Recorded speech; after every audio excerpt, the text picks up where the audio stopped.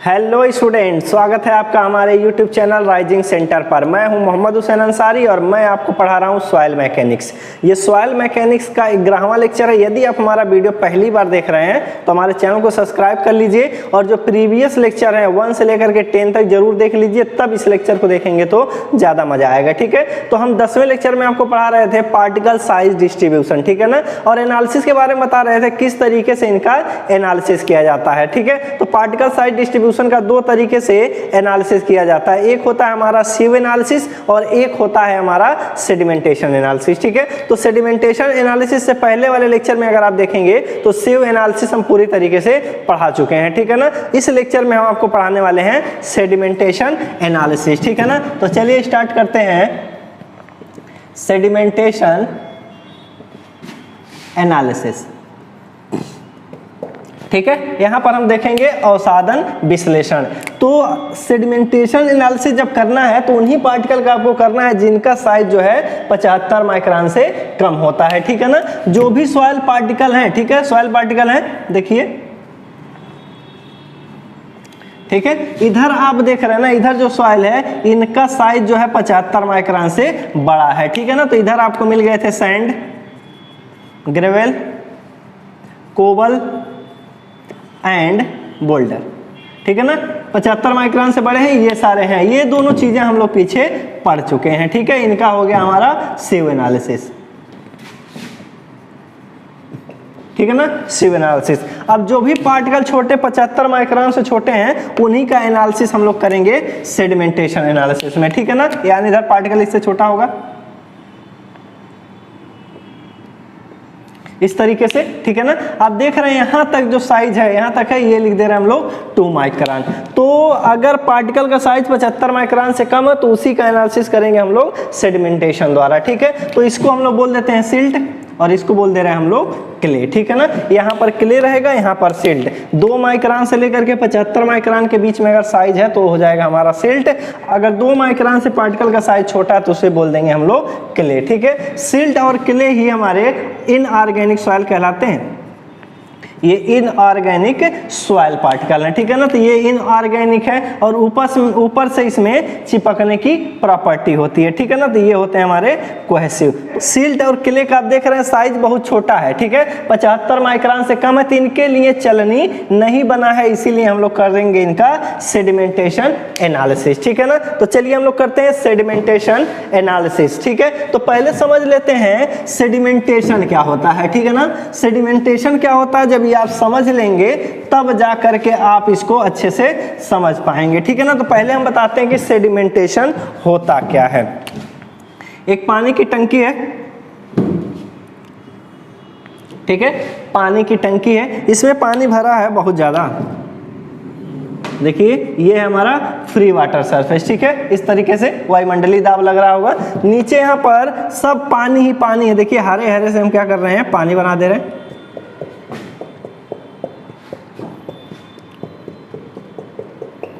ठीक है ना, ये पानी है। अब क्या है, इसमें ला रहे हैं हम एक सॉइल पार्टिकल। ठीक है, सिल्ट हो सकता है अथवा क्या कर सकते हैं हम लोग, क्ले पार्टिकल। ठीक है, अगर इनको सूक्ष्मदर्शी से देखा जाए ना तो इनके पार्टिकल जो होते हैं ऐसे ऐसे होते हैं, या तो ये फ्लैकी होंगे अथवा ये क्या होते हैं, एलोंगेटेड होते हैं। ठीक है, लेकिन हम लोग जो पढ़ रहे हैं, जो सेडिमेंटेशन इसमें बेस्ड है, सेडिमेंटेशन एनालिसिस, वो स्टोक्स के नियम पर काम करता है। ठीक है ना, स्टोक्स के लॉ पर काम करता है। तो यहाँ पर हम क्या कर दे रहे हैं, इनको हम लोग फ्लैकी और एलोंगेटेड ना लेकर के हम मान ले रहे हैं कि सॉइल का जो पार्टिकल है वो स्फेरिकल है। ठीक है, बिल्कुल गोलाकार है। ठीक, अब क्या देखिए, हमारा सॉइल का पार्टिकल यहाँ पर है। ठीक है, जो 75 माइक्रोन से कम है, छोटे वाली बात कर रहे हैं, बड़े नहीं, बस आपको समझाना चाह रहे हैं सेडिमेंटेशन एनालिसिस कराना। ठीक है ना, तो ये सॉइल का हमारा पार्टिकल है, सॉइल का पार्टिकल है, ये हमारा क्या है, पानी के भी ऊपर है। अब क्या है, जैसे इसको इसमें हम डुबाएंगे, जब इसको हम लोग इसमें डुबाएंगे, इस तरीके से आकर के डूबा, जैसे ये डूबेगा इसमें, जितना इसका वॉल्यूम है, जितना इसका वॉल्यूम है, अपने वॉल्यूम के बराबर ये क्या करेगा, वाटर को डिस्प्लेस कर देगा। ठीक है, यानी यही साइज का पानी का, ये देखिए वॉल्यूम यहाँ पर दिख रहा है, ये हमारा हो गया वाटर। इतना वाटर ये क्या किया, डिस्प्लेस कर दिया। ठीक है, अब इसका जब वेट करेंगे, जब इसका वेट करेंगे कुछ वेट आएगा, m इंटू जी, इसका कुछ मास होगा, वॉल्यूम तो पता है, ठीक है ना, वॉल्यूम में डेंसिटी का गुणा कर देंगे तो मास हो जाएगा, अगर इसी में जी का गुणा कर देंगे हम लोग तो क्या हो जाएगा, ये वेट हो जाएगा। ठीक है, वॉल्यूम तो पता ही है, वॉल्यूम में हम लोग क्या कर रहे हैं, डेंसिटी का गुणा कर दे रहे हैं, डेंसिटी का गुणा कर रहे हैं वाटर के, और जी का गुणा कर देंगे तो ये हो जाएगा वेट। तो जितना इसका वेट है पानी का, उसी वेट के बराबर क्या करेगा, इस पर एक फोर्स ऊपर की तरफ काम करने लगेगा, बिल्कुल इसके सेंटर ऑफ ग्रेविटी पर, उसी को बोलेंगे हम लोग बायोन्स फोर्स अथवा उत्प्लवन बल। ठीक है, तो ये काम करेगा ऊपर की तरफ, और जो ये पार्टिकल है, सॉइल पार्टिकल है, इसका वेट जो है आपका क्या करेगा, नीचे की तरफ काम करने लगेगा, वेट। ठीक है, ये नीचे काम करेगा। ठीक है, एक चीज और देखिए, यहाँ पर जो पानी भरा हुआ है, जो यहाँ पर पानी भरा हुआ है, इसकी जो स्पेसिफिक ग्रेविटी है, SPGR लिख दे रहे हैं, जी से अथवा S से डिनोट कर दे रहे हैं, इसकी स्पेसिफिक ग्रेविटी होती है हमारी 1। ठीक है ना, विशिष्ट गुरुत्व तो पानी का होता है हमारा 1। अब यहाँ पर देख रहे हैं जो सॉइल पार्टिकल है, ये इनऑर्गेनिक है, इनऑर्गेनिक सॉइल पार्टिकल लिए हैं, और इनका जो जी होता है स्पेसिफिक ग्रेविटी 2.6 से लेकर के 2.9 होता है। ठीक है ना, तो देख रहे हैं वाटर का 1 है और इनका जो है ज्यादा है। ठीक है, अब जिस भी पार्टिकल का स्पेसिफिक ग्रेविटी जो है पानी से ज्यादा होगा, वो नीचे की तरफ बैठने लगेगा। तो शुरू में आप देखेंगे ना, शुरू में आप देखेंगे तो ये पार्टिकल जब है अंदर लाए हैं, तो शुरुआत में इसकी वेलोसिटी, अभी जब नीचे नहीं बैठ रहा तो इसकी वेलोसिटी आप देखेंगे तो ये रहेगा आपका 0। ठीक है, इस पर दो फोर्स काम कर रहे हैं, एक काम कर रहा है FB बायोन्स फोर्स ऊपर, और इसका वेट नीचे की तरफ। ठीक है, लेकिन यहाँ इस कंडीशन में आप देखेंगे, जैसे ही इस कंडीशन में दिख रहा है तो दिखेगा W is greater than buoyance force. इस दशा में क्या होगा, ये लगेगा नीचे की तरफ डूबने। जब स्टार्ट कर देगा चलना ये, तब जब ये चलना स्टार्ट कर देगा तो फिर क्या होगा, जब ये नीचे आएगा तो इस पार्टिकल का जो आप देख रहे हैं सतह, ऐसे गेंद है, गेंद पानी में नीचे जा रहा है, तो जो पानी के नीचे जब ये ऐसे चलेगा तो पानी इसके सतह को ऐसे पकड़ करके ऊपर की तरफ जाएगा। देखिए कैसे, कुछ इस तरीके से पानी यहाँ से ऐसे पकड़ करके ऐसे जाएगा।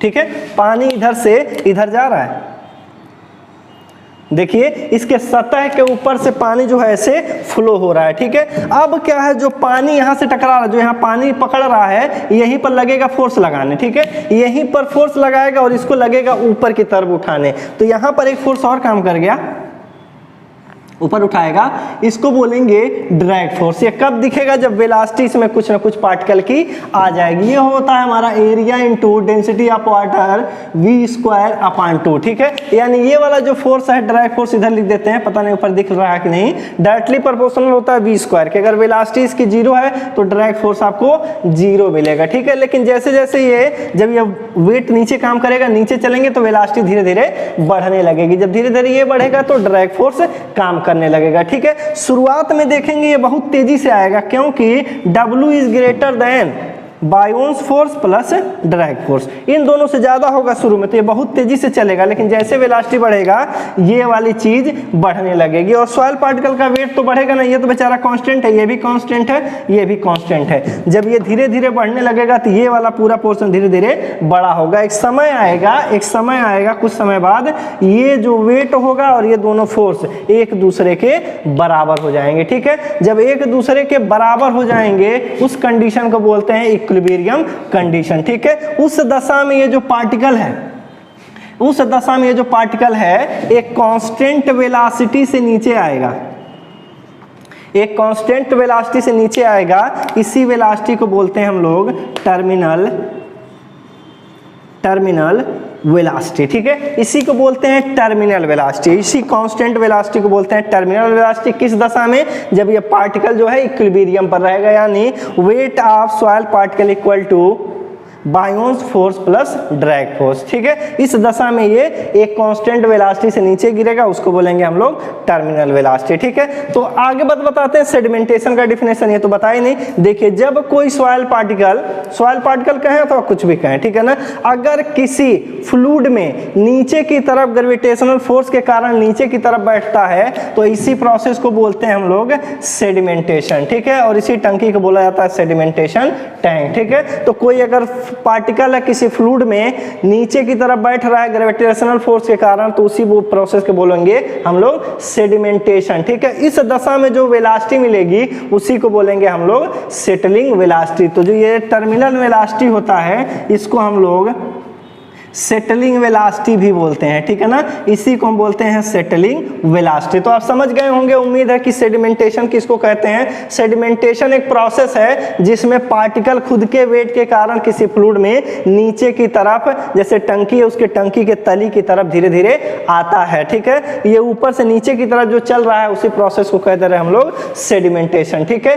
किस दशा में कहेंगे जो इसकी वेलोसिटी होगी सेटलिंग वेलोसिटी होगी, किस दशा में, जब ये ड्रैग फोर्स बायोन्स फोर्स दोनों मिल करके इसके वेट के बराबर हो जाएंगे। जब ये कांस्टेंट स्पीड से नीचे करेगा उसी को बोलेंगे हम लोग सेटलिंग वेलोसिटी, ठीक है। तो उम्मीद है कि आप ये समझ चुके हैं। चलिए पढ़ते हैं हम सेडिमेंटेशन एनालिसिस, ठीक है। किस तरीके से एनालिसिस करेंगे उसकी बात कर लेते हैं, जो पेपर में आएगा उसी की हम लोग बात करेंगे, ठीक है। कम से कम 1 से 2 क्वेश्चन तो इस टॉपिक से अभी तुरंत बनेंगे जो अभी हम पढ़ाएंगे, ठीक है ना। इस लेक्चर में हम लोग केवल आपको सेडिमेंटेशन की थ्योरी बताएंगे, ठीक है ना। अगले लेक्चर में हम लोग पूरा आपको हाइड्रोमीटर और पीपेट का दोनों का एक्सपेरिमेंट करके दिखाएंगे और न्यूमेरिकल भी लगाएंगे, ठीक है ना। तो चलिए देखते हैं सेडिमेंटेशन एनालिसिस। सेडिमेंटेशन एनालिसिस, ठीक है ना। तो 2 मेथड द्वारा करेंगे, एक पीपेट मेथड और एक हमारा कौन सा होगा हाइड्रोमीटर, ठीक है। उन दोनों प्रैक्टिकल में ये सेडिमेंटेशन होगा ही, ठीक है। और जो ये सेडिमेंटेशन हो रहा है पूरा जो एंटायर सेडिमेंटेशन होगा वो बेस्ड होगा स्टोक्स लॉ पर, ठीक है ना। तो हमें पढ़ना पड़ेगा स्टोक्स लॉ, जो पेपर में आएगा। पहला पॉइंट लिखते हैं, ठीक है ना, sedimentation analysis. Sedimentation analysis is based on Stokes law, ये याद रखना है। ऑब्जेक्टिव सवाल, पहला सवाल कि जो सेडिमेंटेशन एनालिसिस किया जाता है सॉइल पार्टिकल का वो किसके नियम पर आधारित है, तो वो हमारे हैं स्टोक्स लॉ, ठीक है। अब तो चलिए देखते हैं हम लोग स्टोक्स लॉ। इसका स्टेटमेंट आपको बता रहे हैं अकॉर्डिंग टू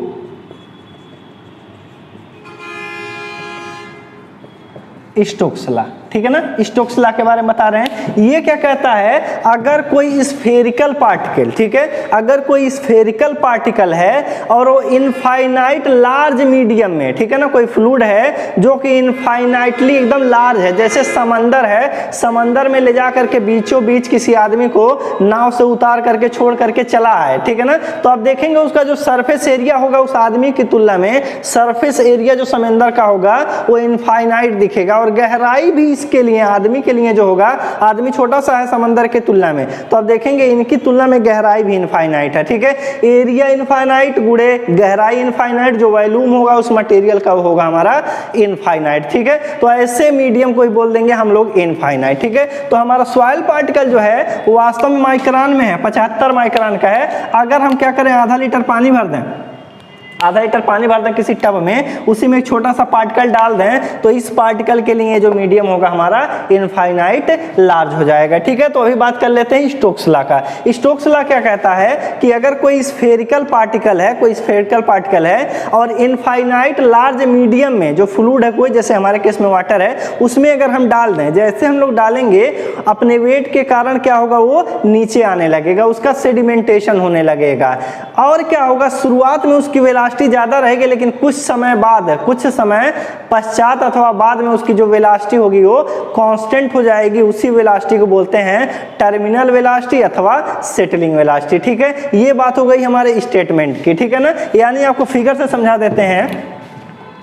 ये हमारा टब है, ठीक है ना, इसमें पानी भरा हुआ है, पानी भरा हुआ है, आधा लीटर 1 लीटर हो सकता है, ठीक है। ये वाटर है, ठीक है ना, वो वाटर है। इसमें क्या कह रहा है, इनके अनुसार हम बात कर रहे हैं, इसमें हम क्या कर रहे हैं कि स्फेरिकल पार्टिकल ला रहे हैं, मतलब सिल्ट अथवा क्ले का एक छोटा सा पार्टिकल ला रहे हैं। ठीक है, जैसे लाएंगे क्या होगा, अपने वेट के कारण ये नीचे चलने लगेगा। ठीक है, नीचे की तरफ चलने लगेगा, नीचे की तरफ चलेगा और इसकी वेलोसिटी जो होगी वो लगातार इंक्रीज करेगी। एक समय आएगा जब ये वेलोसिटी इंक्रीज करेगा, तो जस्ट पीछे बताए हैं ड्रैग फोर्स ऊपर की तरफ काम करने लगेगा। एक समय आएगा कि इसकी वेलोसिटी जो होगी वो कांस्टेंट हो जाएगी। जब ये नीचे की तरफ आएगा तो ये वेलोसिटी जो है ये हो जाएगी हमारी कांस्टेंट। ठीक है, इसी वेलोसिटी को हम लोग बोल देंगे टर्मिनल वेलोसिटी। ठीक है, टर्मिनल वेलोसिटी अथवा इसी को कह देते हैं हम लोग सेटलिंग वेलोसिटी। ठीक है, तो क्या कहता है स्टोक्स लॉ, अगर कोई spherical particle infinite large medium में नीचे की तरफ बैठता है तो उसकी वेलोसिटी जो है कुछ समय पश्चात कांस्टेंट हो जाती है। इसी वेलोसिटी बोलते हैं टर्मिनल वेलोसिटी अथवा सेटलिंग वेलोसिटी। ठीक है, सेटलिंग वेलोसिटी का फिर यहाँ से आपको फार्मूला मिल जाता है। ठीक है, तो इनका स्टेटमेंट यही था कि जब ये पार्टिकल इसमें नीचे की तरफ जाएगा तो थोड़े समय बाद इनकी वेलोसिटी जो है कांस्टेंट हो जाएगी। उसी वेलोसिटी को हम लोग बोल देंगे सेटलिंग वेलोसिटी। ठीक है, तो सेटलिंग वेलोसिटी का फार्मूला डिराइव नहीं करेंगे, हम डायरेक्ट लिखेंगे। अगर हमारा क्या हो, इसका डायामीटर डी हो, अगर पार्टिकल का डायामीटर डी हो तो लिख देते हैं इफ डी हो डायामीटर ऑफ पार्टिकल। ठीक है ना, मीटर में हम कुछ नहीं लिख रहे हैं, डी हो गया। और उसके बाद देखिए, अगर पानी का यूनिट वेट गामा डब्लू हो, अगर इसका यूनिट वेट गामा डब्लू मतलब रो डब्लू इंटू जी कर दें, डेंसिटी इसका रो लिख दें। ठीक है, अगर rho W density of water हो, ठीक है, और जी यहाँ पर हमारा क्या है, acceleration due to gravity,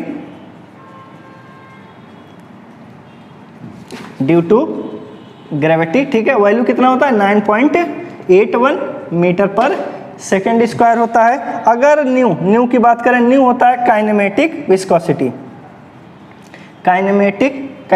viscosity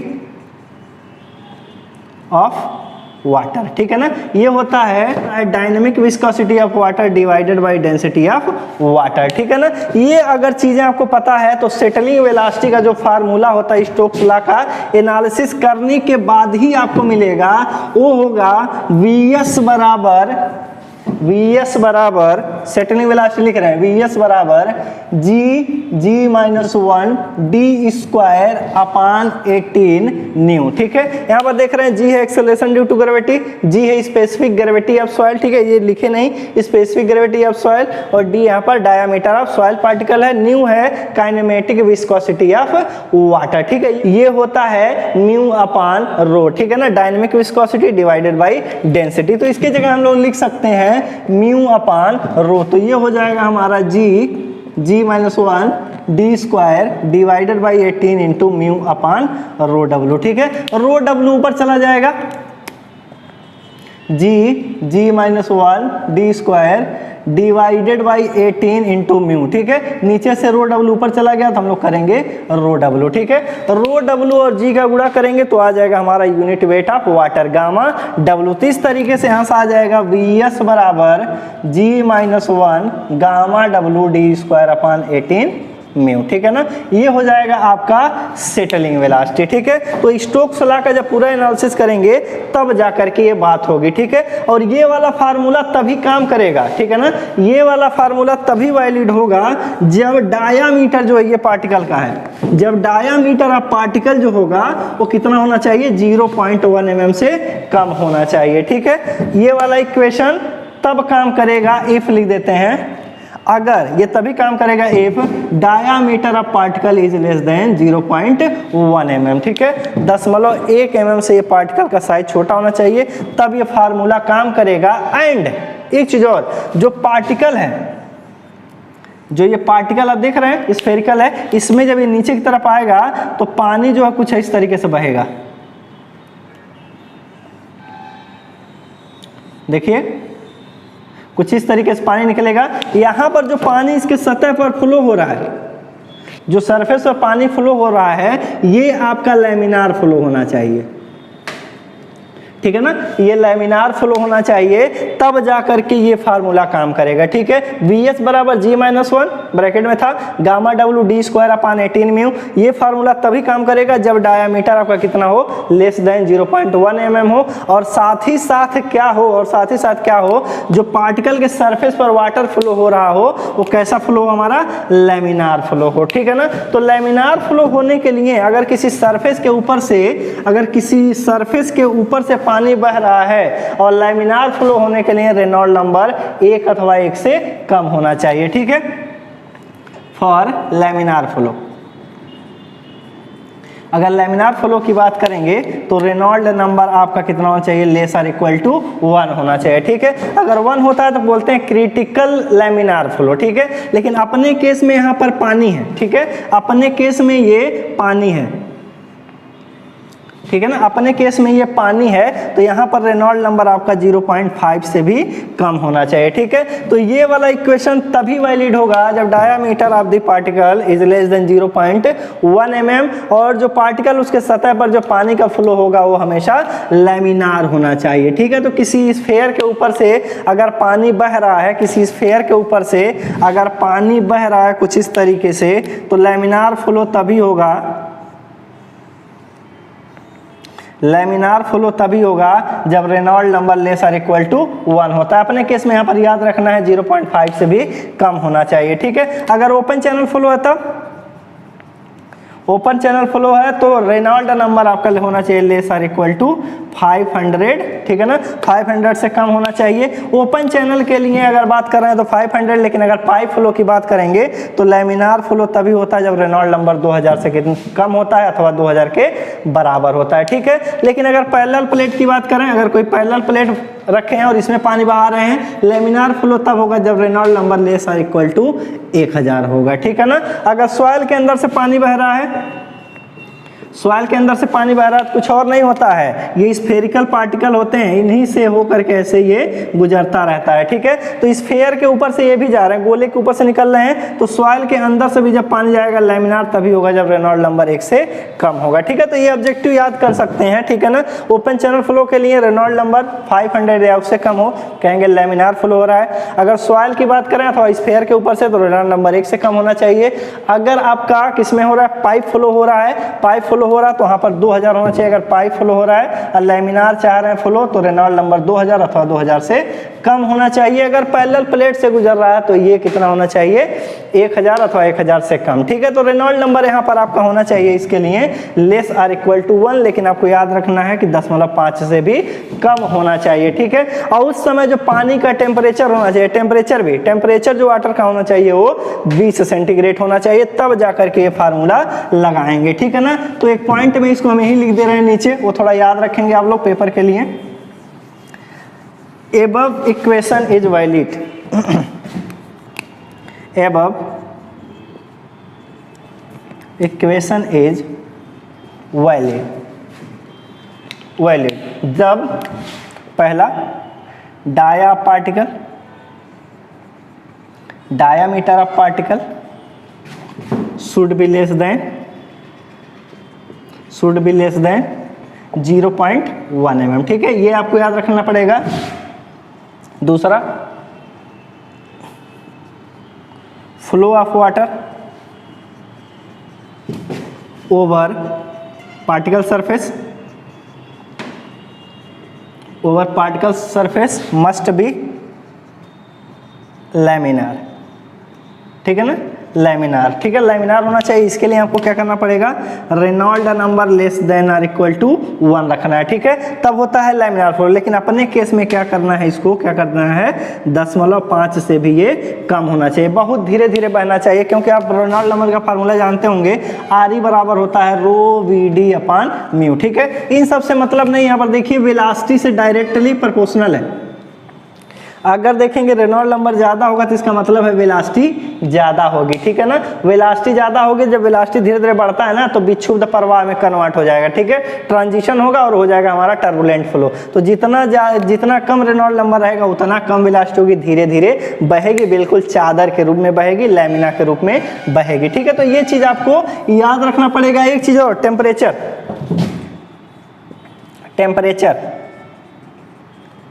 temperature of water must be 20 centigrade, ठीक है ना। 20 सेंटीग्रेड रहेगा तभी टेम्परेचर चेंज होगा, तो ये फार्मूला बदल जाता है, ठीक है ना, ये फार्मूला हमारा बदल जाएगा। तो इतनी चीज़ें होनी चाहिए, पार्टिकल का साइज, डायमीटर 0.1 से कम, फ्लो सरफेस के ऊपर से पार्टिकल के लैमिनार होना चाहिए, और टेम्परेचर जो होगा वाटर का होना चाहिए 20 सेंटीग्रेड, ठीक है। तो ये बात हो गई हमारे इस इक्वेशन की। अब क्या हमारे पेपर में जो सवाल आएगा उस पर आते हैं, ठीक है ना। हमारे जो पेपर में न्यूमेरिकल अगर आ सकता है, डायरेक्टली पूछ लिया जाएगा इसकी वेलोसिटी, कहेगा एक पार्टिकल है, ठीक है। क्वेश्चन कैसे रहेगा, कहेगा एक पार्टिकल है, सॉइल पार्टिकल है, एक सॉइल पार्टिकल है जिसका साइज जो है हमारा कितना 60 माइक्रोन है, ठीक है ना। कहेगा एक इनऑर्गेनिक सॉइल पार्टिकल है जिसका साइज जो है 60 माइक्रोन है, 60 माइक्रोन है मतलब इसका डायमीटर बता दिया। बताइए इसकी सेटलिंग वेलोसिटी क्या होगी, वाटर में इसकी सेटलिंग वेलोसिटी क्या होगी अगर वाटर का टेम्परेचर जो है 20 सेंटीग्रेड है, ठीक है। अगर क्वेश्चन में नहीं दिया है 20 सेंटीग्रेड तो समझेंगे उसी की बात है, ठीक है। तो आप देख रहे हैं यहाँ से इसको निकाला जा सकता है केवल एक इंफॉर्मेशन से। ऑब्जेक्टिव सवाल में एक ही इंफॉर्मेशन देगा तो हम लोग क्या करेंगे, इसी फार्मूले को कन्वर्ट कर लेते हैं, एक इंफॉर्मेशन हो तो आप सेटलिंग वेलोसिटी निकाल सकें, ठीक है। तो हम लोग जानते हैं, देखिए इस सवाल को लगाने के लिए आपको थोड़ा सा काम करना पड़ेगा, ठीक है। हम लोग जानते हैं, वी नो दैट जी है, जी इक्वल टू 2.6 से लेकर के 2.9 होता है फॉर इनऑर्गेनिक सॉइल, ठीक है। इनऑर्गेनिक सॉइल के लिए इसकी वैल्यू होगी 2.6 से लेकर के 2.9। अब हम जब यूज करने चलेंगे इसमें तो हम लोग क्या करेंगे, जी का मान लेंगे एवरेज, दोनों के बीच का ले लीजिए 2.65, ठीक है। ये वैल्यू आपको यूज कर लेना है, ठीक है। अब चलिए गामा डब्ल्यू देखते हैं। गामा डब्ल्यू जो होगा unit weight of water, rho डब्ल्यू density of water into g, ठीक है। हम लोग जानते हैं पानी का घनत्व 1000 kg पर मीटर क्यूब होता है, 1000 kg पर मीटर क्यूब होता है, ठीक है। और जी का मान हमें पता है 9.81 मीटर पर सेकेंड स्क्वायर, ठीक है। इस चीज को देखिए, केजी को और मीटर पर सेकेंड स्क्वायर को, ठीक है। ये लिखा है F बराबर ma लिखा है, ठीक है ना। ये देखिए F बराबर ma, इसको kg कहते हैं और इसका एक्सेलरेशन मीटर पर सेकेंड स्क्वायर, इसी चीज को बोला जाता है न्यूटन। तो यहाँ से हो जाएगा, ये देखिए न्यूटन पर मीटर क्यूब। तो यहाँ से वैल्यू जो निकल करके आएगी वो आ गई हमारी, यहाँ पर बना देते हैं, देखिए गुणा कर दीजिए 1000 का, 9810 न्यूटन पर मीटर क्यूब, ठीक है। तो ये पता चल गया हमें गामा डब्ल्यू के बारे में। अब म्यू देख लेते हैं, dynamic viscosity of water. Water की जो डायनेमिक विस्कोसिटी होती है उसकी बात कर लेते हैं। देखिए dynamic viscosity of water mu at लिख लेते हैं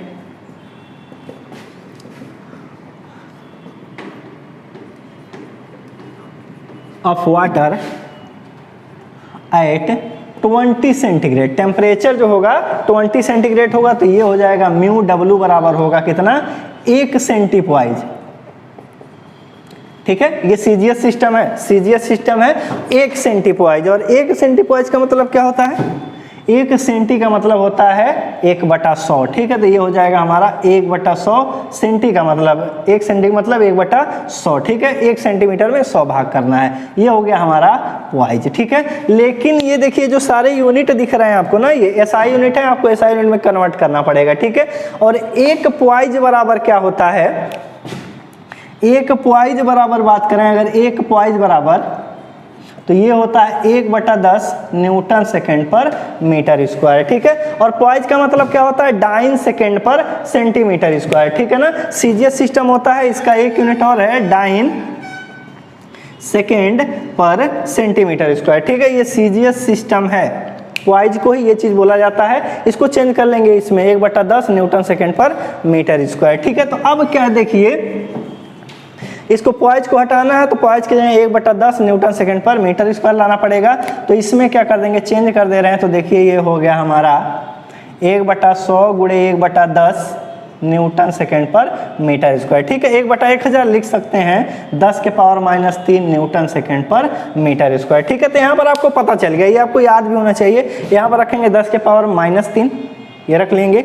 इसके जगह रखेंगे 9810 न्यूटन पर मीटर क्यूब। उसके बाद जी की जगह 2.65। सब लोग पता चलेंगे, बस डायामीटर के टर्म में ये सेटलिंग वेलोसिटी यहाँ से आएगी। ठीक है, तो इन सब को क्या करेंगे आप याद करना पड़ेगा, अथवा एक फार्मूला हम बना दे रहे हैं उसी को याद कर लिए। लेकिन ये सब डाटा आपको याद होना चाहिए, कंपटीशन की तैयारी कर रहे हैं, फ्लूइड मैकेनिक्स में ये आ सकता है। ठीक है ना, तो यहाँ पर ये सारा डाटा इस फार्मूले में हम डाल दे रहे हैं। ठीक है, मिटा दे रहे हैं, देख लीजिए, पीछे करके इसको लिख लीजिए अथवा नोट्स में है सब कुछ। ठीक, चलिए तो देख लेते हैं, हम वैल्यू यहाँ पर डाल दे रहे हैं।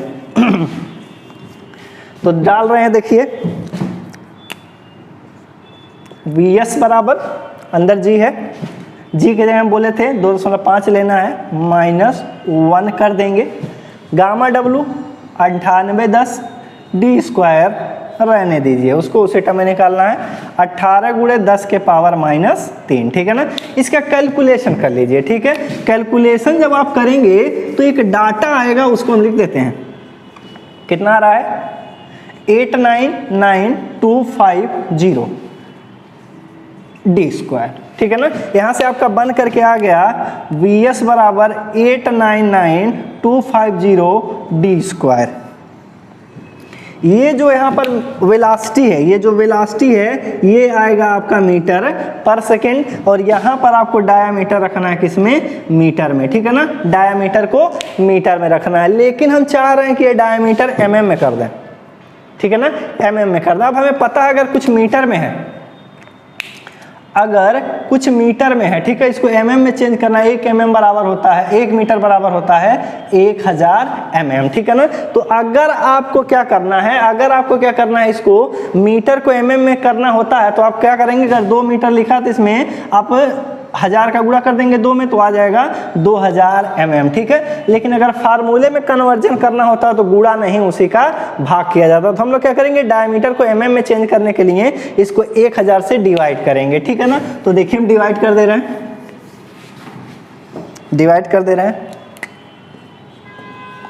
89250 डी स्क्वायर अपान 1000 का स्क्वायर। अब ये mm में हो गया, डायमीटर mm में हो गया, स्क्वायर करेंगे तो 10 के पावर 6 हो जाएगा। इसके 10 के पावर 3 लिखा है 1000, मतलब इससे इसमें डिवाइड हो जाएगा तो 3, 1 2 3 4 5 6 पावर होगा इस पर, और 6 ये लिखे हैं तो 10 यहाँ आएगा। Vs बराबर 0.899 डी स्क्वायर। अब आप देखेंगे ना तो ये तो उसी में रह जाएगा, क्योंकि इसमें केवल कन्वर्जन किए हैं, तो ये हो जाएगा हमारा मीटर पर सेकेंड में, और डायामीटर आपको रखना है mm में। ठीक है ना, इस तरीके से आपका हो जाएगा। ठीक है ना, अगर आप चाहते हैं कि ये सेंटीमीटर में हो जाए, अगर आप चाह रहे हैं कि ये जो वेलोसिटी जो है सेंटीमीटर में आ जाए, सेंटीमीटर पर सेकेंड, ठीक है, आप क्या करना है, इस मीटर को सेंटीमीटर में कन्वर्ट करना है। तो मीटर 1 मीटर बराबर होता है 100 सेंटीमीटर, तो आप क्या करेंगे, इसमें 100 से गुणा कर देंगे, तो ये आ जाएगा सेंटीमीटर पर सेकेंड, और ये आपको mm में ही रखना है। ठीक है, आप ऐसे भी याद कर सकते हैं, अथवा हम लोग क्या करेंगे, थोड़ा सा चेंज भी कर दे रहे हैं। देखिए चेंज कर दे रहे हैं mm में, ठीक है ना, सेंटीमीटर में कर देते हैं। देखिए ये जो यूनिट है ये हमारा है मीटर पर सेकेंड। ठीक है, तो मान लीजिए कि यहाँ से कुछ आंसर यहाँ कुछ रख दिए, जैसे 60 वाला रख दिए तो कुछ आ गया था। मान लेते हैं वेलोसिटी यहाँ से आ गया हमारा सेटलिंग वेलोसिटी 20 मीटर पर सेकेंड। ठीक है ना, ये आ गया 20 मीटर पर सेकेंड। आप चाहते हैं सेंटीमीटर में इसको चेंज करना, चाहते हैं कि सेंटीमीटर हो जाए, तो लिखेंगे 20 गुणे 1 मीटर बराबर 100 सेंटीमीटर, 100, तो ये हो गया सेंटीमीटर, सेकंड को ही रहने दीजिए, 100 का गुणा कर देंगे तो तुरंत ये वेलोसिटी आ जाएगी सेंटीमीटर पर सेकंड में। ठीक है, तो अब हम लोग क्या करेंगे, इसमें 100 का गुणा कर देंगे, Vs ये बनेगा आपका किसमें, सेंटीमीटर पर सेकंड में। ठीक है, तो ये हो जाएगा 100 का गुणा करेंगे तो 89.9 डी स्क्वायर। यहाँ पर इसको mm में रखना है और आंसर आपको दिखाएगा सेंटीमीटर में। ठीक है, ये बहुत जरूरी है, ये न्यूमेरिकल होते हैं, क्योंकि जब पीपेड मेथड पढ़ाएंगे ना, पीपेड मेथड हाइड्रोमीटर, तो वहाँ पर इसका कैलकुलेशन बहुत खतरनाक है। ठीक है, आप समझ नहीं पाएंगे क्या रखा है, इसीलिए हर जगह ये लिख रहे हैं। तो ये लिख सकते हैं लगभग 90, तो Vs बराबर हो जाएगा सेंटीमीटर पर सेकेंड में 90 डी स्क्वायर। 89.9 को 90 रख दिए हैं, और ये हो गया हमारा फार्मूला, याद रखेंगे, ये हो गया हमारा mm में, ठीक है ना, ये mm में रखना है और वेलोसिटी आपको आएगी सेंटीमीटर पर सेकंड में, ठीक है। तो जो न्यूमेरिकल दिए थे उसको लगा सकते हैं। दिया क्वेश्चन में कि एक पार्टिकल है जिसका डायामीटर जो है वो 60 माइक्रोन है, ठीक है ना, 60 माइक्रोन है, एक पानी में नीचे डूब रहा है और पानी का टेम्परेचर 20 सेंटीग्रेड है, तो इसकी सेटलिंग वेलोसिटी क्या होगी, ठीक है। तो आप क्या करेंगे, यहीं पर रख देंगे 60 माइक्रोन का मतलब है 60 डिवाइडेड बाई 1000 mm, ठीक है ना। तो यहाँ पर जब 1000 से डिवाइड करेंगे तो ये हो जाएगा हमारा mm में, ठीक है। तो यहाँ रख देंगे, यहाँ रखेंगे तो तुरंत आंसर आएगा VS बराबर सेंटीमीटर पर सेकंड में रखिए 90 गुणे 60 डिवाइडेड बाई 1000, ठीक है ना। यहाँ रखेंगे, स्क्वायर करेंगे तो ये आएगा 0.324 करके सेंटीमीटर पर सेकंड, ठीक है। सेंटीमीटर पर सेकंड में आगे आप चाहते हैं सेंटीमीटर को mm में चेंज करना, तो 1 सेंटीमीटर बराबर 10 mm, 10 से गुणा कर दीजिए 3.24, ये हो जाएगा mm पर सेकेंड, ठीक है। तो इस तरीके से वेलोसिटी आप इसका निकाल लेंगे, ठीक है। तो ये बात हो गई हमारे स्टोक्स लॉ की। अब पढ़ते हैं इसकी लिमिटेशन। पेपर में हमारे लिमिटेशन पूछा जाएगा कि स्टोक्स लॉ कब वैलिड होगा, ठीक है, इसके बारे में पूछा जाएगा, तो उसको हम आपको बता रहे हैं, ये देख लीजिए। तो चलिए देखते हैं हम लोग अब लिमिटेशन ऑफ स्टोक्स लॉ, ठीक है ना। लिमिटेशन कहें अथवा वैलिडिटी कहें, वैलिडिटी भी कह सकते हैं अथवा लिमिटेशन कह सकते हैं, ठीक। तो आगे पढ़ते हैं लिमिटेशंस ऑफ, ये पेपर वाला है, ऑफ स्टोक्स लॉ, ठीक है। स्टोक्स के नियम का जो सीमा है उसकी बारे में बात कर रहे हैं, अथवा इसी को बोलते हैं validity, validity of Stokes law. इसी को एजम्पशन भी कह सकते हैं, ठीक है। वैलिडिटी कहिए, लिमिटेशन कहिए अथवा एजम्पशन कहिए, बात एक ही है, ठीक है। तो पहला इनका है limitation, particle must be spherical, ठीक है ना, स्फेरिकल होना चाहिए। आप देखेंगे ये तो इनका एजम्पशन ही तो कहेंगे। अगर सिल्ट की बात करें, सिल्ट और क्ले की बात कर रहे हैं तो पार्टिकल इनके ऐसे ऐसे होते हैं, ठीक है, फ्लैकी होते हैं, एलोंगेटेड होते हैं। लेकिन यहाँ पर माना क्या गया है, ये एक्चुअल वाले हैं, एक्चुअल हैं, और ये आपका एजम्पशन है, ठीक है। एजम्पशन है कि स्फेरिकल होना चाहिए पहला वाला, ठीक है। तो आप चाहें तो यहाँ पर फिगर ऐसे बना सकते हैं, ये एक्चुअल में होते हैं और ये आपका एजम्पशन है, ठीक है, पहली बात। दूसरा बात क्या है, फ्लूइड मीडियम, फ्लूइड मीडियम हमारे केस में क्या है, वाटर, वाटर, ठीक है ना, water must be infinite large,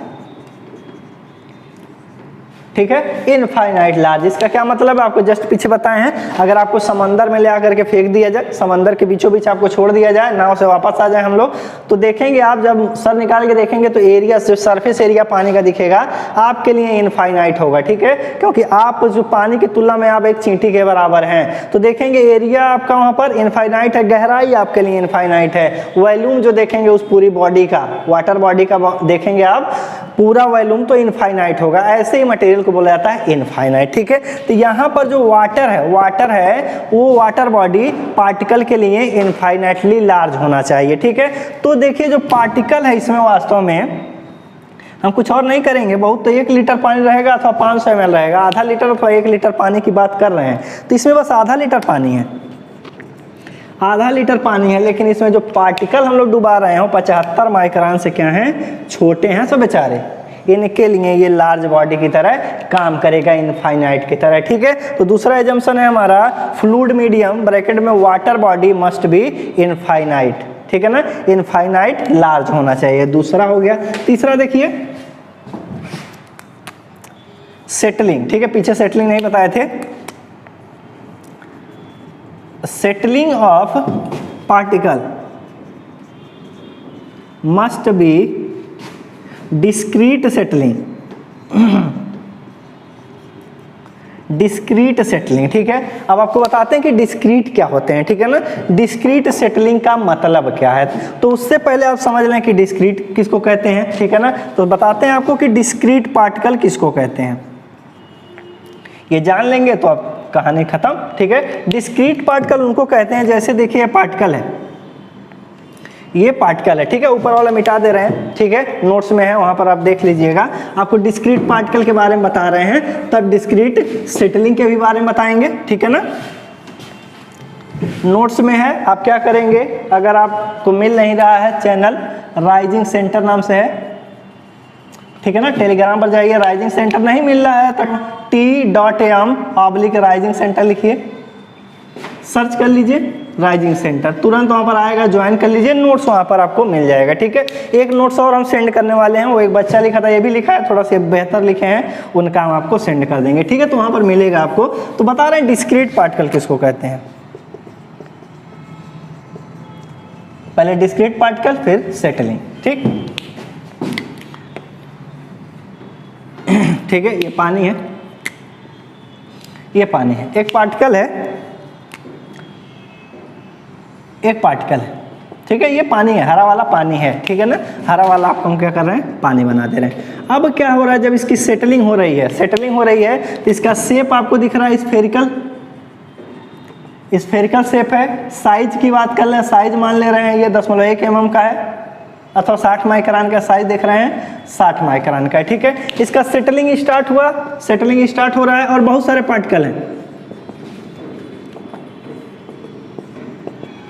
ठीक है ना, लेकिन इसी के हम लोग एनालिसिस कर रहे हैं। ये पार्टिकल नीचे की तरफ बैठ रहा है, ठीक है, इसका सेटलिंग हो रहा है। जब नीचे आकर के यहाँ बैठ गया, नीचे आकर के बैठ गया, और सेटलिंग के दौरान जो इसका शेप और साइज यहाँ था, वही शेप और साइज यहाँ आ गया। सेटलिंग से पहले और सेटलिंग के बाद में इसके शेप और साइज में और किसी प्रकार की प्रॉपर्टी में कोई चेंज नहीं हुआ, तो ऐसे पार्टिकल को बोलते हैं डिस्क्रीट पार्टिकल। और ऐसा जब सेटलिंग होगा, जब ऐसा सेटलिंग होगा, इसी सेटलिंग को बोलेंगे डिस्क्रीट सेटलिंग। ठीक है, डिस्क्रीट सेटलिंग में क्या होता है, प्रत्येक पार्टिकल, जो ये पार्टिकल है, अकेले ही नीचे आएगा। ये समझेंगे हम लोग, इसके साथ कोई और सेटल नहीं कर रहा है, कोई इसको टकरा नहीं रहा है। ठीक है ना, कोई भी पार्टिकल इसके सेटलमेंट को रोकने की कोशिश नहीं कर रहा है, तो ऐसे सेटलिंग को बोलेंगे डिस्क्रीट सेटलिंग। ठीक है, लेकिन अगर हम क्ले की बात करें, क्ले की बात करें और सिल्ट की बात करें, ठीक है ना, तो इनके पार्टिकल बहुत छोटे छोटे हैं, बगल बगल में होते हैं, बहुत नज़दीक नज़दीक होते हैं। ठीक है, तो उसमें जो है, अगर कोई सॉइल है, अगर इनका सेटलिंग हो रहा है, तो ये सेटलिंग इनकी 4 प्रकार की सेटलिंग होती है इसमें। पहला होता है डिस्क्रीट सेटलिंग, जब अकेले अकेले पार्टिकल नीचे की तरफ चला आएगा और इसके शेप और साइज में कोई चेंज नहीं होगा और किसी से भी नहीं टकराएगा, नीचे बैठा, तो बोलेंगे इसको डिस्क्रीट सेटलिंग। पहला टाइप का सेटलिंग हो गया टाइप 1, टाइप 1 सेटलिंग कहा जाता है। एक होता है टाइप 2 सेटलिंग, टाइप 2 सेटलिंग, ठीक है, इसको बोलते हैं फ्लॉकुलेशन सेटलिंग, फ्लॉकुलेशन सेटलिंग। ठीक है, फ्लॉकुलेशन सेटलिंग का मतलब क्या है, फ्लॉकुलेशन सेटलिंग का क्या मतलब है, क्या होता है, ये पार्टिकल वास्तव में सिल्ट और क्ले हैं, तो इनके ऊपर चार्ज होता है, इनके ऊपर क्या है, चार्ज होता है, जिसकी वजह से ये आपस में जो है चिपक जाते हैं। तो अभी पार्टिकल जो देखिए अकेले यहाँ है, अकेले यहाँ, इसके बाद सरफेस चार्ज है, ये सिल्ट है और ये हमारा क्ले है, मान लीजिए ऐसे कुछ है, पॉजिटिव नेगेटिव चार्ज रख करके आपस में आकर के चिपक जाएंगे। जैसे इसके साथ चिपकेंगे, ठीक है ना, आकर के चिपक गए, जैसे 2-3 पार्टिकल आपस में चिपक गए, तुरंत इसकी साइज बड़ी हो गई। ठीक है, जैसे बड़ी साइज हो जाएगी तो इसको बोल देते हैं, इस प्रोसेस को फ्लॉकुलेशन। जब पार्टिकल का साइज बड़ा होता है तो इसी को बोलते हैं फ्लॉकुलेशन, और पार्टिकल को बोलते हैं फ्लॉकुलेंट पार्टिकल। ठीक है, तो इस कंडीशन में जब ये नीचे आएगा तो इसका शेप और साइज लगातार बदलता रहेगा, तो इसको बोलते हैं हम लोग फ्लॉकुलेशन सेटलिंग। तो यहाँ पर जो हमारा सेटलिंग है वो डिस्क्रीट होना चाहिए। एक प्रकार का और सेटलिंग है टाइप 3 सेटिंग, सेटलिंग। ठीक है, सेटलिंग, ठीक है ना। टाइप 3 सेटलिंग का मतलब ये होता है, जब ये नीचे की तरफ आएगा, जोन सेटलिंग कहते हैं अथवा बोलते हैं हिंडर्ड सेटलिंग। क्या होगा, एक एरिया ही पूरा नीचे आएगा, सारे पार्टिकल एक ही साथ आएंगे और दूसरे पार्टिकल उसको रोकने की कोशिश करते हैं। ठीक है, तो उसको बोलते हैं जोन सेटलिंग, जोन सेटलिंग बोलते हैं, अथवा हिंडर्ड। और एक बता देते हैं, और ये जरूरी नहीं है फिर बता रहे हैं, चौथा हमारा होता है कंप्रेशन सेटलिंग। Compression settling. इधर से सॉइल नीचे आ रहे हैं, नीचे वाले पार्टिकल पर क्या करते हैं, प्रेशर लगाते हैं, इसको कंप्रेस करते हैं, उस दौरान जो सेटलिंग होता है उसको बोलते हैं टाइप 4 सेटलिंग। ठीक है, लेकिन अपने जो सिलेबस में है वो यही है। स्टोक्स लॉ जो है जो कहता है, लिमिटेशन की बात करता है, वो क्या कहते हैं, इसमें सेटलिंग कैसा होना चाहिए, डिस्क्रीट होना चाहिए। ठीक है, तो ये तीसरा लिमिटेशन है। पहला था हमारा कि जो पार्टिकल होना चाहिए स्फेरिकल होना चाहिए, जबकि फ्लैकी होते हैं, तो इनका एजम्पशन हो गया पहला पार्टिकल स्फेरिकल होना चाहिए। फ्लूइड जो है, जो फ्लूइड है वो इनफाइनाइटली लार्ज होना चाहिए, और तीसरा था कि जो सेटलिंग हो डिस्क्रीट होना चाहिए। ठीक है, चौथा हमारा है, चौथा लिमिटेशन कहिए अथवा वैलिडिटी कहिए, चौथा ये है कि जब ये पार्टिकल सेटल हो रहा हो, ठीक है, जब पार्टिकल हमारा फ्लूइड में सेटल हो रहा हो तो जो इसके सरफेस पर वाटर बह रहा हो, वाटर जो बह रहा होगा वास्तव में ये सब पानी ही तो है। ठीक है, ये पानी ही तो है। ठीक है, अब ये नीचे आ रहा है बेचारा। ठीक है, जब नीचे की तरफ आ रहा है तो इसके साथ घटना क्या हो रही है, जब ये नीचे की तरफ ऐसे जाएगा तो इसके सतह से चिपके हुआ पानी इसको पकड़ करके ऊपर की तरफ जाएगा, कुछ इस तरीके से।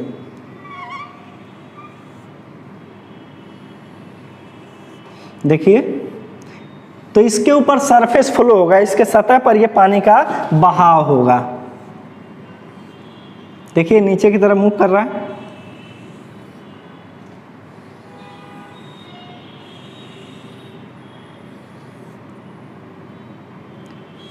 ठीक है ना, तो यहाँ पर जो पानी ऊपर की तरफ बह रहा है, इसके सतह पर जो पानी ऊपर की तरफ बह रहा है, इधर ये मोशन कर रहा है तो पानी ऊपर की तरफ जा रहा होगा। यहाँ पर जो फ्लो हो रहा है सरफेस पर, ये लैमिनार होना चाहिए, लैमिनार फ्लो होना चाहिए। ठीक है, चौथा इसका वैलिडिटी है। ठीक है ना, इसका चौथा एजम्पशन क्या अथवा लेमिनेशन, जो पार्टिकल की सतह पर वाटर का फ्लो होगा वो लैमिनार होना चाहिए। और ये लैमिनार फ्लो तब होगा, ये लैमिनार फ्लो तब होगा जब इस पार्टिकल की साइज 0.2 माइक्रोन से लेकर के 200 माइक्रोन के बीच में होगी तभी। ठीक है ना, तो एक चीज और लिख सकते हैं, लैमिनार फ्लो विल बी आकर, लिख सकते हैं laminar flow will be occur when। ठीक है ना, ये लैमिनार फ्लो तब आकर होगा, तब मेंटेन होगा जब ये पार्टिकल का साइज, पार्टिकल साइज जो है, पार्टिकल साइज कितना होनी चाहिए, पार्टिकल साइज होनी चाहिए 0.2 माइक्रोन से लेकर के 200 माइक्रोन। ठीक है, अगर mm में लिखना चाहें तो पेपर में आ जाएगा 0.00 1000 से डिवाइड कर दीजिए, 2 mm से लेकर के 0.2 mm तक। ठीक है ना, अगर आपके सॉइल का पार्टिकल, ठीक है, अगर आपके सॉइल का पार्टिकल का साइज जो है 0.000, 3 बार 0 है फिर 2, ठीक है ना, 0.002 mm से लेकर के 2 mm के बीच में है, तब जब ये नीचे आएगा तो इसके सतह पर लैमिनार फ्लो होगा। ठीक है ना, तभी लैमिनार फ्लो होगा। तो क्वेश्चन में पूछेगा कि स्टोक्स लॉ किस साइज के पार्टिकल के लिए वैलिड है। ठीक है ना, तो आप बताएंगे 0.002 mm से लेकर के 0.2 mm अथवा 200 माइक्रोन से लेकर के 0.2 माइक्रोन के बीच में। ठीक है, अगर ये पार्टिकल, ठीक है ना, अगर पार्टिकल का साइज, ठीक है, अगर पार्टिकल का साइज आपका 200 mm से ज्यादा हो गया, ठीक है, अगर डायामीटर अगर ग्रेटर देन 200 माइक्रोन से ज्यादा हो जाए, ठीक है, 200 माइक्रोन से ज्यादा हो जाए, मतलब कि 0.2 mm से बड़ा हो जाए अगर आपका डायमीटर। ठीक है ना, अगर ऐसा केस होगा तो जैसे ये बड़ा होगा, जैसे बड़ा होगा तो इस पर क्या होगा, ग्रेविटेशनल फोर्स काम करने लगेगा। ठीक है, बहुत ज़्यादा काम करने लगेगा, ये त्वरित होने, एक्सेलरेट होने लगेगा, इसकी वेलोसिटी तेजी से बढ़ जाएगी। तो यहाँ पर जो पानी बह रहे हैं इनकी वेलोसिटी बढ़ जाएगी। ठीक है, जब वेलोसिटी बढ़ जाएगा तो रेनॉल्ड नंबर आपका ग्रेटर देन 1 हो जाएगा, और जब ग्रेटर देन 1 हो जाएगा तो इसी को कह देंगे हम लोग टर्बुलेंट फ्लो, टर्बुलेंट फ्लो। और जब टर्बुलेंट फ्लो होने लगेगा, जब टर्बुलेंट फ्लो होने लगेगा तो स्टोक्स लॉ जो है फेल हो जाएगा। ठीक है, ये तभी काम करता है स्टोक्स लॉ जब इसके सतह के ऊपर से फ्लो लैमिनार होता है। ठीक है ना, तो लैमिनार फ्लो होने के लिए जो पार्टिकल की साइज होनी चाहिए वो 0.2 माइक्रोन से लेकर के 200 माइक्रोन होनी चाहिए, यानी कि 0.0002 0.2 mm से लेकर के 0.2 mm के बीच में होनी चाहिए। अगर ज़्यादा हो गया तो टर्बुलेंट फ्लो इसके सतह पर आकर हो जाएगा, क्योंकि इस पर ग्रेविटेशनल फोर्स का मान बढ़ जाएगा, एक्सेलरेशन होने लगेगा, तो फ्लो जो वाटर होगा ये टर्बुलेंट में कन्वर्ट हो जाएगा, तो स्टोक्स लॉ का फेल हो जाएगा। ठीक है ना, तो ये 200 माइक्रोन से ज़्यादा नहीं होना चाहिए। लेकिन अगर हमारा 0.2 माइक्रोन से छोटा हो जाए, अगर हमारा क्या है पार्टिकल का साइज, अगर पार्टिकल का साइज लेस देन 0.2 माइक्रोन से कम हो जाए, में चेंज कर दें, d इज लेस देन 0.000, 3 बार 0 देखना है इसमें, इतने mm से छोटा हो जाए। जब पार्टिकल इतना छोटा हो जाएगा तो आप देख रहे हैं जब पार्टिकल बहुत छोटा हो जाएगा तो एक और घटना घट जाएगी। क्या घटना घट जाएगी, देखिए ये हमारा पानी है, ठीक है ना, ये हमारा पानी है। अब इसमें पार्टिकल बहुत छोटे हो गए, 0.2 माइक्रोन से छोटे हैं, ठीक है। अब इतना छोटे हो गए कि इनका सरफेस एरिया जो होता है, सरफेस एरिया जो होता है ये बहुत ज़्यादा होता है इनके मास की तुलना में, ठीक है। इनके मास की तुलना में इनका सरफेस एरिया ज़्यादा होता है, जिसके कारण ये नीचे नहीं बैठते, इन्हीं तो कोलाइडल पार्टिकल कहते हैं, ठीक है ना। तो फिर क्या होगा, ये नीचे नहीं बैठेंगे, ये जो पार्टिकल है ना ये टेढ़े मेढ़े रास्ते से इधर उधर चलेगा, ऐसे जिग जैग रास्ते से इधर टेढ़ा मेढ़ा सब लोग चलेंगे, नीचे नहीं आएंगे, सब इधर उधर चलेंगे। इसको बोलते हैं Brownian motion, Brownian motion, Brownian गति कहते हैं, ठीक है ना। ठीक है, और जो पार्टिकल ब्राउनियन गति करते हैं, जो पार्टिकल आपके ब्राउनियन गति करते हैं, अगर इनका एनालिसिस करना हो, इनका पार्टिकल साइज डिस्ट्रीब्यूशन करना हो, तो इनके लिए 2 स्पेशल मेथड होते हैं, उनके द्वारा इनका एनालिसिस किया जाता है। इन पार्टिकल का क्या नाम है उनका, एक का है हमारा X ray diffraction method, diffraction method अपने सिलेबस में नहीं है, और दूसरा मेथड होता है हमारा इलेक्ट्रॉन माइक्रोस्कोप मेथड, ठीक है ना। ये 2 मेथड होते हैं इनके लिए, तो हमारे सिलेबस में है नहीं, तो इससे हमें मतलब ही नहीं है, ठीक है ना। ये तो हो गया ब्राउनियन गति, ये नीचे बैठेंगे ही नहीं, जब ब्राउनियन गति करने लगेंगे तो उस समय भी आपका स्टोक्स लॉ वैलिड नहीं होगा। तो लैमिनार फ्लो होना चाहिए, और लैमिनार फ्लो तभी होगा सरफेस के ऊपर से जब पार्टिकल का साइज जो होगा वो 0.2 माइक्रोन से लेकर के 200 माइक्रोन होगा, ठीक है ना। 1 माइक्रोन बराबर होता है 10⁻³ mm, ठीक है ना। mm में भी पेपर में पूछा जा सकता है, अथवा इसको माइक्रोन में पूछ सकते हैं, ठीक है ना। तो वैलिडिटी आपसे पूछा जाएगा। तो यहां से पता चल गया कि लैमिनार फ्लो होने के लिए कौन सा कंडीशन होना पड़ेगा। जब लैमिनार फ्लो होगा तभी आपका स्टोक्स लॉ यहाँ पर वैलिड होगा, ठीक है। तो ये पूरी कहानी थी सेडिमेंटेशन एनालिसिस की और स्टोक्स लॉ की। इसके जस्ट बाद वाले वीडियो में हम लोग पढ़ेंगे पीपेट मेथड, ठीक है, और दूसरा पढ़ेंगे हाइड्रोमीटर। दोनों एक ही लेक्चर में हम लोग पढ़ लेंगे, तो ये वाला पोर्शन खत्म हो जाएगा, ठीक है। तो मिलते हैं अगले वीडियो में।